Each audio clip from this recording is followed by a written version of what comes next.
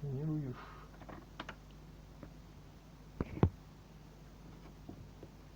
Пяти мозоль. Пяти это самое нажимы. Давайте.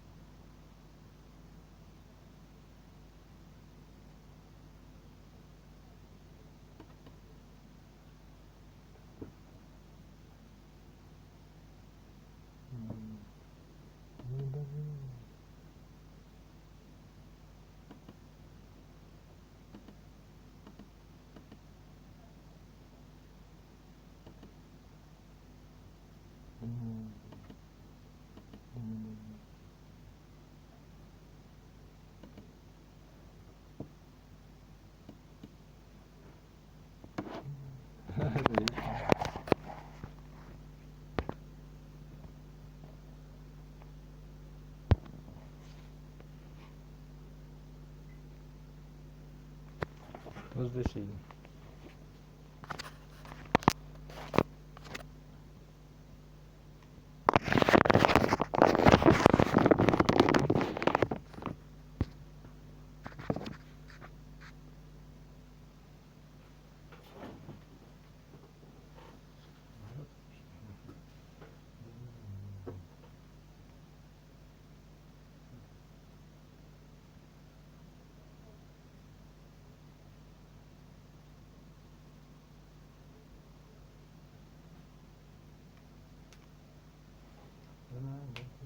Кущить надо, кущишь. Играешь, не кущишь, играешь.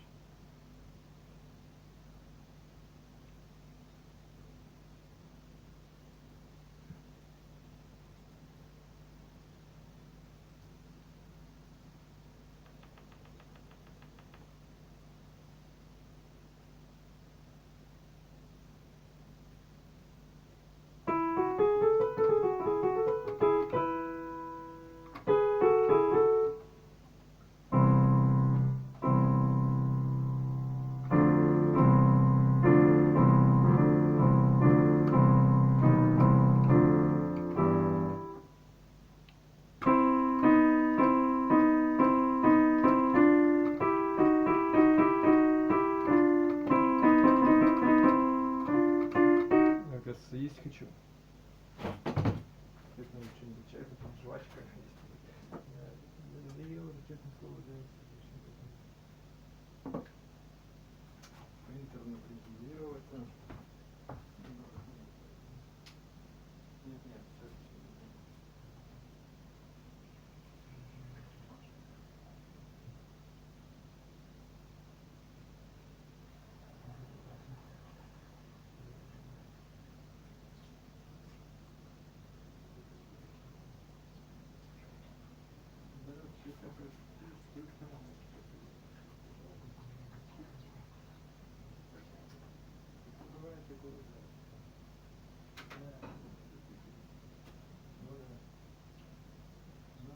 наоборот. Хорошо, какое бывает? Такое бывает. Да, я понимаю.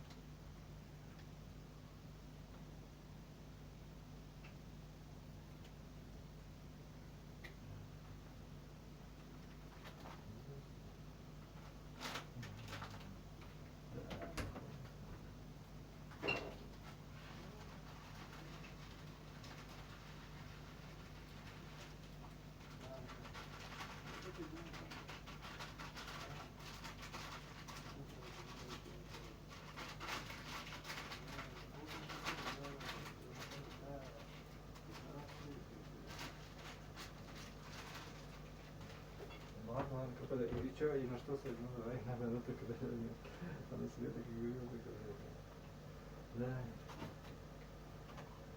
Он такая, да. Смотри, да. То есть, да. Да. Это уже смотрите сами. Да. Не всегда работает. Если ты добренький, это не обязательно будет, как ты скажешь. Да. Да. Да, правильно, для тебя.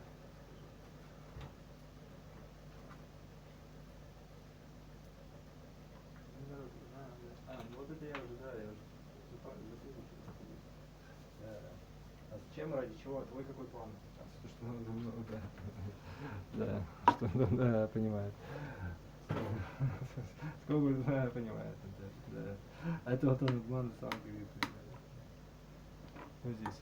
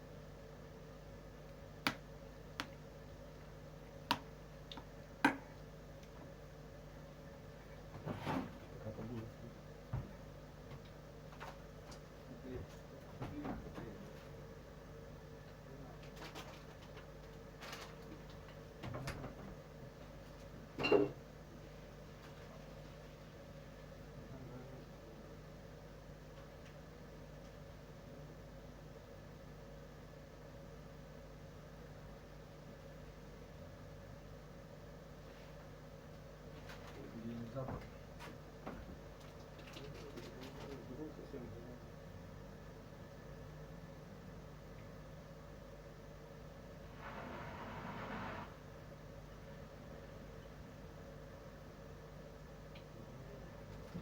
Ну, адекватно.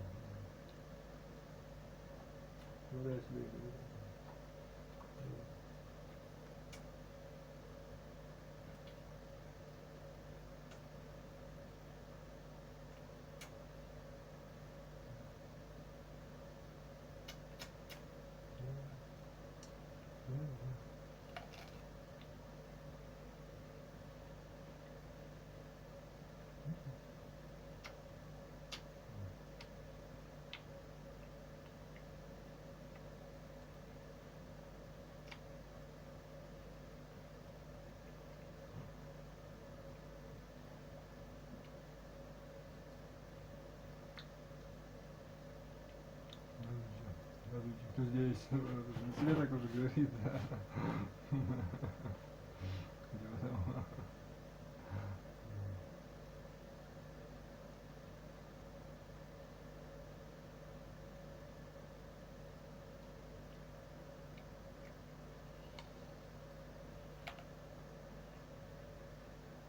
All you do in your DAW, whatever DAW it is literally just drag and drop. You can drag one of these chord progressions in. Boom, just like that. It's a vibe. The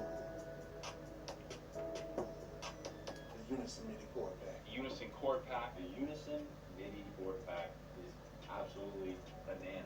It's insane. I was just messing with this earlier, and this is how the tongue was just starting off.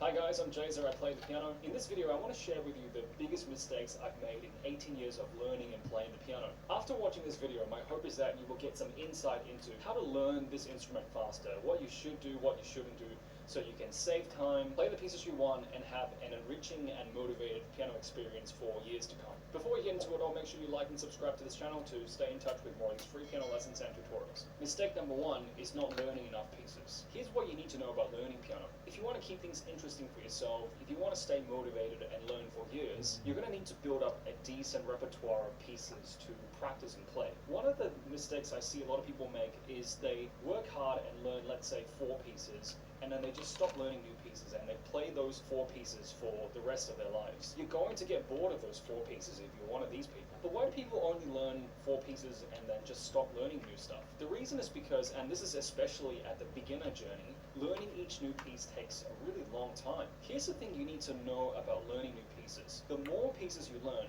the lesser time it takes to learn each new piece. This is because with each new piece that you tackle, you're learning different transferable skills, such as techniques, key signatures, chord patterns, melodic patterns. Over time, when you build and learn all these skills, you'll be able to learn each new piece with much less time because you have all this experience going into a piece. In the past, I would used to take 3 months to learn, for example, a simple 3-minute piece. Let's use a simple example.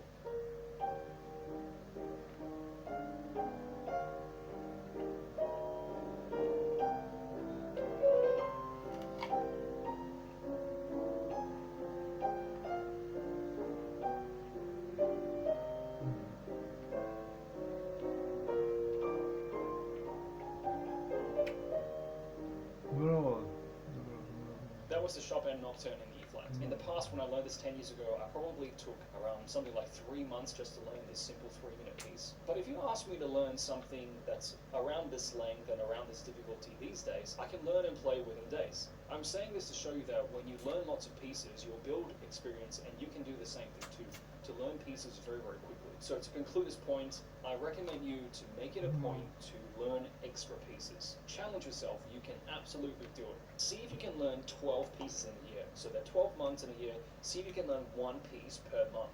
If you can find the energy and the motivation to do this, you'll find that this energy and motivation will sustain itself, and piano will always remain an interesting subject to you. because you always have something to improve and something to work towards. Never ever settle, guys. Keep on improving. Mistake number 2 is not practicing enough. Now, I know this sounds really intuitive and common sense, but I have something interesting to share with you in this video that you may not have heard of. From my experience of being a student and a teacher, I think we're not completely honest with ourselves when it comes to practice times. When I was younger especially, when, let's say, I wanted to practice for 60 minutes, and when the clock reaches, let's say, 50 minutes, I'll sort of count that as, oh, I've already done my 60 minutes, and tick myself off and think I've finished for the day. Piano is a very self-driven endeavor. It's very different to, let's say, in sports training. I want to share with you that I personally play badminton and I go for badminton training. And during my training, my coach is able to give me exercises and make sure I stay accountable to those exercises. For example, if he asks me to do 4 sets of 20 push-ups and he's standing right there, I kind of have to do those push-ups. But in contrast with piano, a lot of the times we're just practicing by ourselves and no one's really there to check what we're doing or how we're doing. How much you train or what you train during your piano practice sessions is entirely up to you. So no one really knows if what you're practicing during your practice sessions is actually helpful for your improvement. The thing in my sport training is my coach is always there to basically isolate the weak areas and try to improve in those areas. But in my experience of observing students and observing myself practice as well, we don't really like working on our weaker areas. We like to do things we're good at. For example, to play through pieces that we already know really well. We tend to put off the more difficult tasks, such as maybe practicing a weak passage for 20 times slowly. For example, I would see maybe some students do something like this.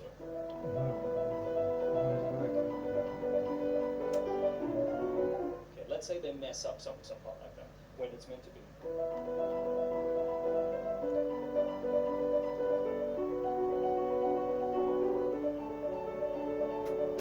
Okay, students, when they mess up, they often tend to gloss over those mistakes and don't actually ask themselves, well, why did we make a mistake there? So, for example,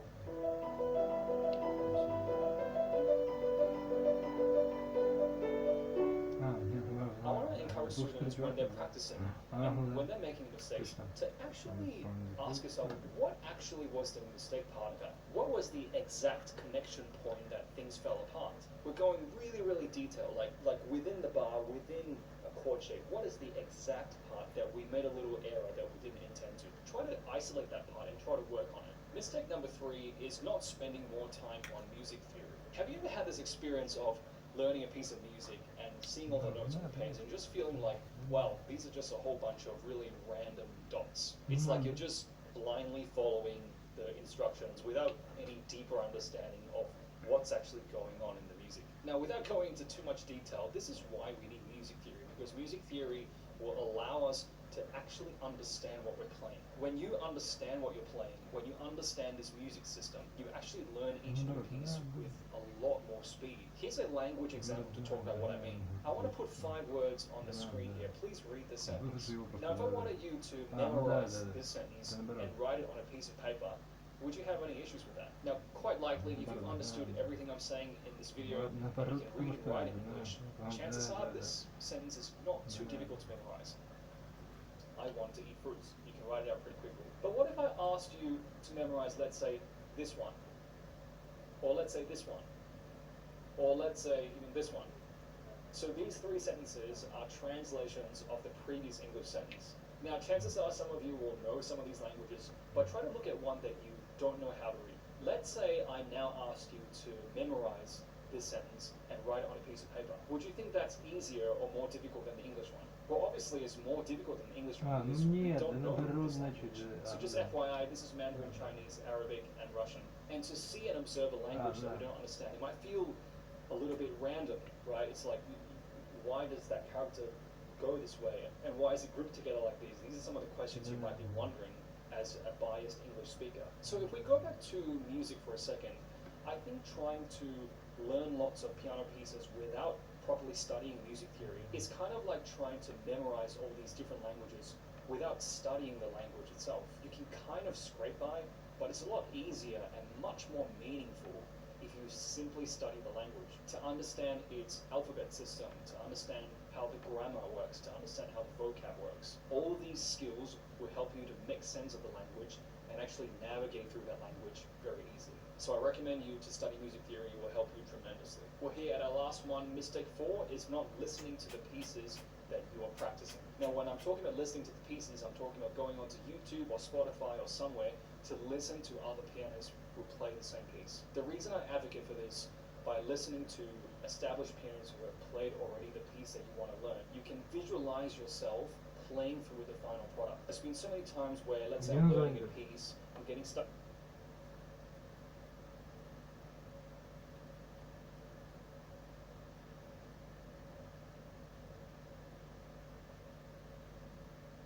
Что, названия-то нет, что ли?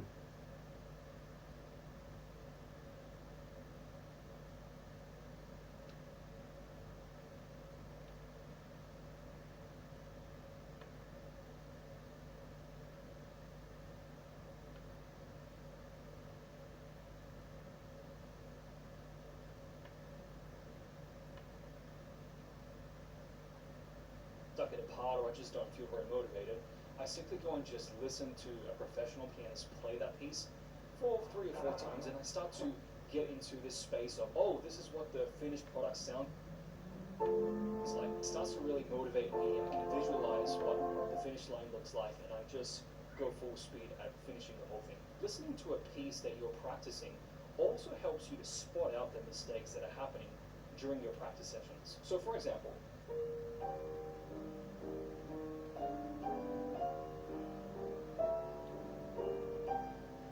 now, I don't know if you could pick up a little mistake there. Instead of the E flat, I played the E natural. Now, if you were to hear the nocturne in E flat quite a few times, you would pick up these little things that, let's say you accidentally learned that part as E natural instead of E flat. Listening to the piece a lot will help you to be your own teacher and correct your own mistakes when you're practicing. We have come to the end of this video. Which of these mistakes can you relate to the most? Let me know in the comments. Let me also know if you have any other piano-related questions. 90% of this channel's content comes from your questions, so ask me below, please. Remember to subscribe, and I'll catch you in the next video.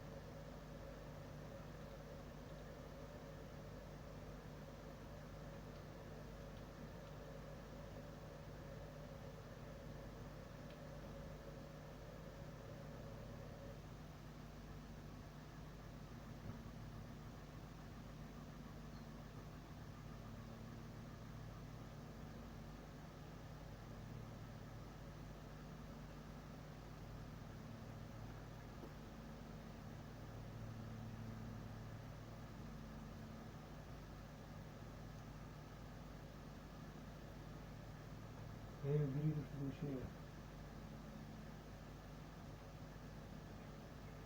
Эту фигню отсюда мешает она мне. Ничего, ты чё?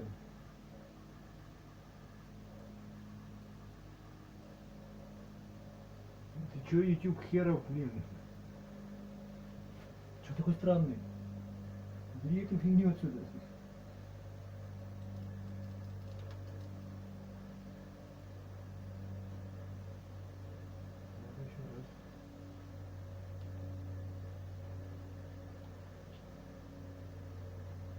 Какой-то непонятный.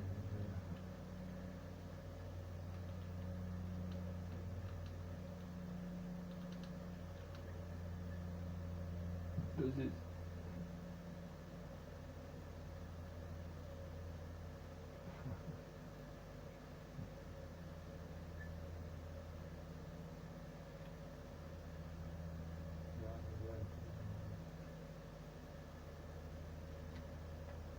А, ну да.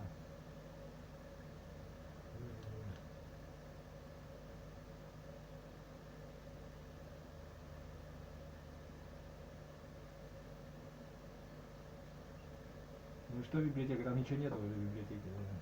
Скопировать вот. Давай, ну давай. Всё.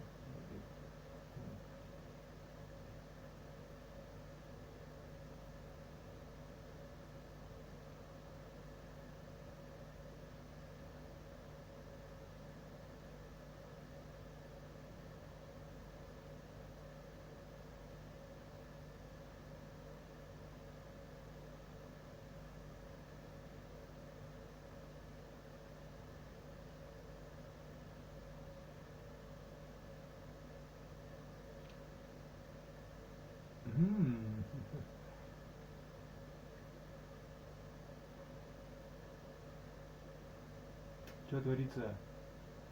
Все на пол. Масками в лицо, наоборот.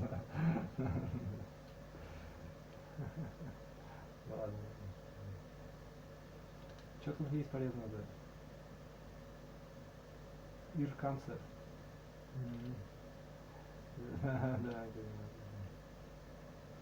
Да, ладно, пусть. Это очень важно. Регион, да. Да, понимает он, да.